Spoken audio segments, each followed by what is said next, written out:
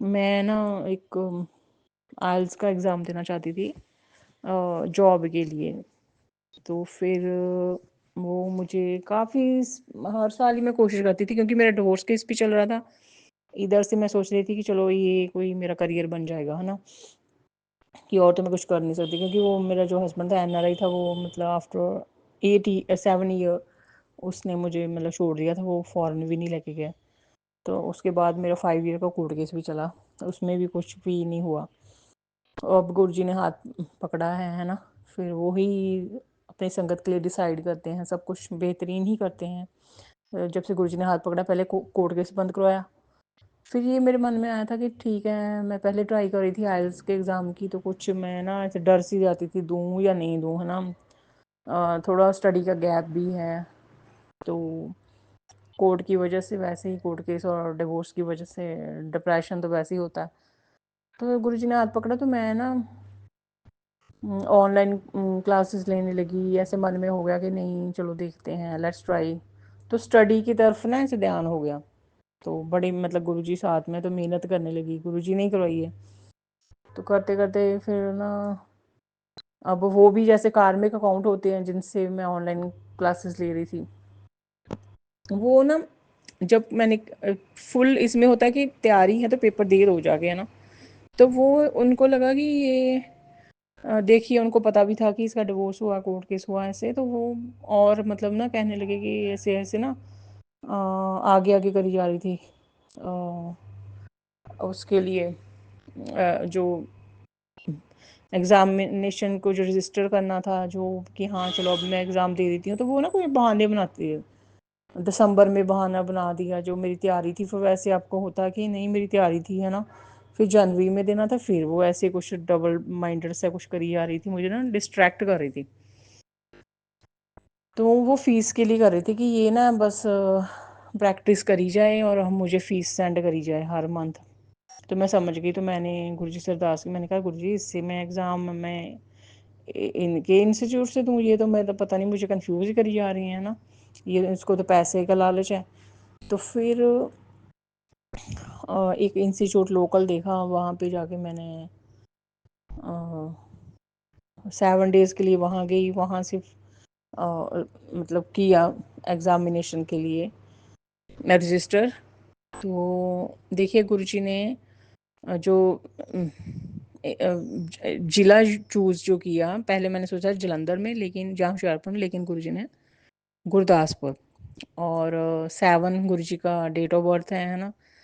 तो और 7 सारी संगत के लिए लकी नंबर है, ये तो सारी संगत को पता ही है। तो देखिए कि वो जो डेट भी आई फेब में, वो 7 ऑफ फेब और 8 ऑफ फेब, और गुरदासपुर में। और जिसकी ड्यूटी लगाई हुई थी, मतलब पेरेंट्स कहते थे ठीक है तुम यहाँ पे जो लोकल इंस्टीट्यूट में थोड़ा जाना चाहती हूँ, है ना। 7 डेज़ के लिए मैं गई। और वो उनके जो ड्राइवर हैं, उनका नाम भी गुरजीत। तो मतलब इस तरीके से गुरुजी जैसे ना वो बता रहे थे कि देखो, मतलब ऐसे पूरा लग रहा था कि हाँ ये गुरुजी की ब्लेसिंग है, मतलब वो चाहते हैं कि तू पेपर दे यहाँ पे, दे गुरदासपुर में, है ना। और 7 ऑफ फेब। और फिर एग्ज़ाम अच्छा गया। मतलब शायद एग्ज़ाम मैंने कभी देना ही नहीं था, कभी सोचना, ये मन में ही था कभी कि चलो दे देती हूँ, हाँ लेट्स ट्राई। तो पता नहीं क्यों फिर उसके बाद मैंने एग्ज़ाम दे दिया। बहुत अच्छा एग्ज़ाम गया। लेकिन जो मैं एक्सपेक्ट कर रही थी ना संगत जी, जिस तरीके का मेरा एग्ज़ाम गया था ना, I was expecting 8 band approximately. 3 months की मैंने ऑनलाइन कोचिंग ली थी, है ना। तो 1 मंथ और ऊपर हो गया था, क्योंकि वो मैम ऐसे थोड़ा डबल माइंडेड सा कर रही थी, तो 1 मंथ और गया ऊपर। 4 मंथ की ऑलमोस्ट प्रैक्टिस करके मैंने एग्ज़ाम दिया था। आई वॉज डैम श्योर कि मेरे 8 बैंड आ जाने हैं। इतना मतलब तैयारी गुरुजी ने ही करवाई थी एक तरीके से, हिम्मत दे दे के। लेकिन उतने नहीं आए मेरे मेरे 7 के करीब रह गए। तो मैंने गुरुजी, मैं ना आके थोड़ा सा जैसे मैं सोच रही थी, मैंने कहा गुरुजी मैंने तो बड़े ज़्यादा एक्सपेक्ट किए थे, ये इतने नहीं आए, है ना। चलो फिर भी मेरे ना वो एकदम से उन्होंने ऐसे जैसे मन में डाल दिया, फटाफट से मैंने उनका थैंक्स किया कि ठीक है, कि जितनी तैयारी थी उतने नहीं आए, मैंने बहुत ज़्यादा एक्सपेक्ट कर लिया था। तो लेकिन फिर भी फर्स्ट अटैम्प्ट और उसमें वो मतलब मेरा क्लियर हो गया। और थोड़े दिन रहा कि नहीं, मैं तो ज़्यादा करके आई थी।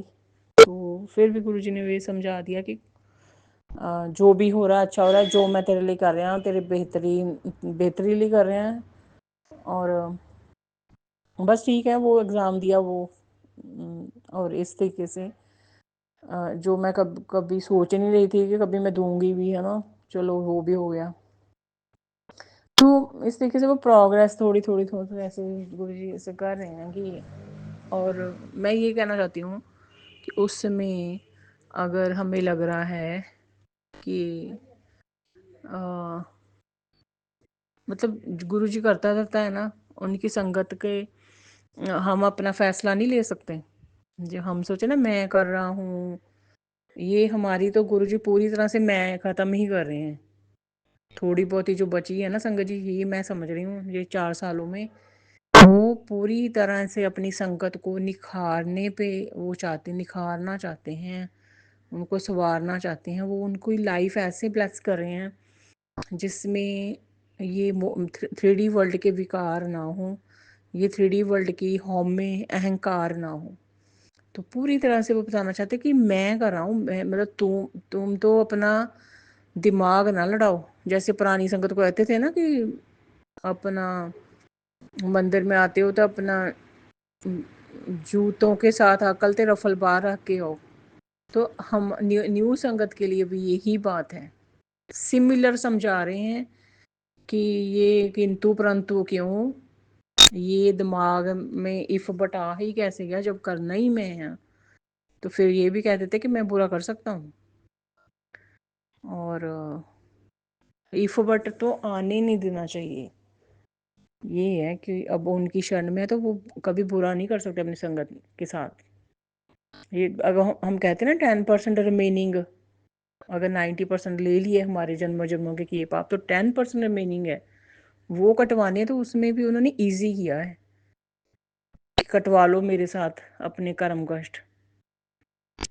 और कि कहते होते कि 3D वर्ल्ड की जो शोर है ना, जो ये संसार का शोर है, संसार का शोर मतलब कि वो क्या सोचेगा। जी गुरु जी बहुत कहते हैं मुझे, कहते ये सोचना बंद कर, तू तो लोगों का बहुत सोचदी, वो की सोचेगा, वो की कहेगा, ऐदा मतलब संसार का शोर कहते बंद करो।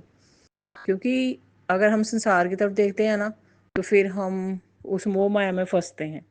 तो जो गुरुजी कह रहे हैं कि अगर इससे बिल्कुल अपने कर्म कष्ट कटवा लो, 10% रिमेनिंग भी इजी वे में कैसे उनका सत्संग जब भी हमें वैसे भी कितना आनंद रस है ना गुरु जी की शरण में, परमात्मा की शरण में है हम, अब हमारे परमात्मा की शरण में।